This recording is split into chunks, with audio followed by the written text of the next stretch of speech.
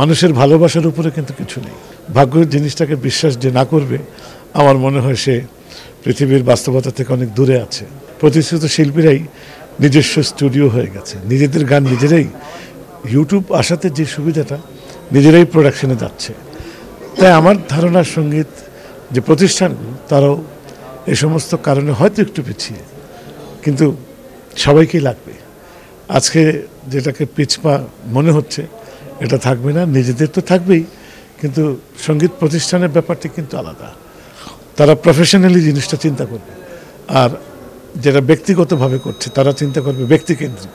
সুতরাং লাগবেই, আজকে হোক কালকে হোক, এই যারা প্রাতিষ্ঠানিক ব্যবসায়িক শিল্পক্ষেত্রে, গানের ক্ষেত্রে বিশেষ করে, তারা আজকে জানি না কোন কারণে কোন অভিমানে দূরে আছে, চলে আসবে, এটা আমার দৃঢ় বিশ্বাস। মানুষের ভালোবাসার উপরে কিন্তু কিছু নেই। সুতরাং আমি জানি অনেকেই প্রশ্ন করে জাতীয় পুরস্কার থেকে শুরু করে বড় বড় জাতীয় পুরস্কার ছাড়া সবই তো ঝুলিতে আছে, আর এটা নিয়ে দুঃখ করারও কিছু নেই, আফসোসের কিছু নেই।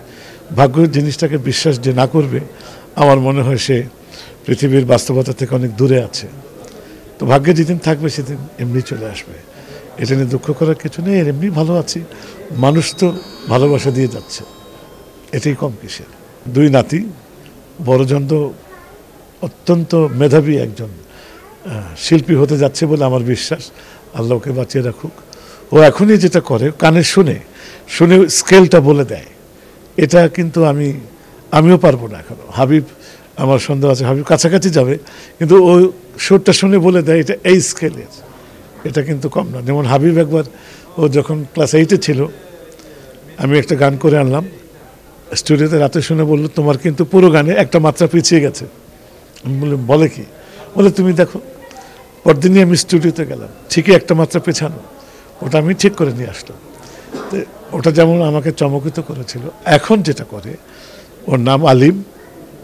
আলিম সুর শুনে যে বলতে পারে এটা কোন স্কেল, এটি অসম্ভব একটি খোদা প্রদত্ত, না হলে এটা সম্ভব না। আমি অ্যাকুরেটটা কানে শুনবো, আওয়াজটা আমি বলে দেবো এটা স্কেলটা এই।